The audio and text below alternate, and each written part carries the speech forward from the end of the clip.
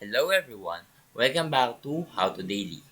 Security is a top priority, especially when it comes to your social media accounts. In today's video, I will show you how to stop sharing your Instagram account and sign out of all devices.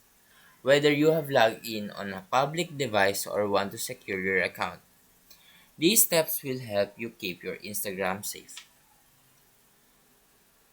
First, start by opening the Instagram application or website and navigate to your profile.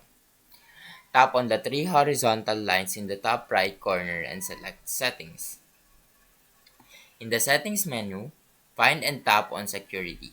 Then, select Login Activity. This will show you all the devices currently logged into your account.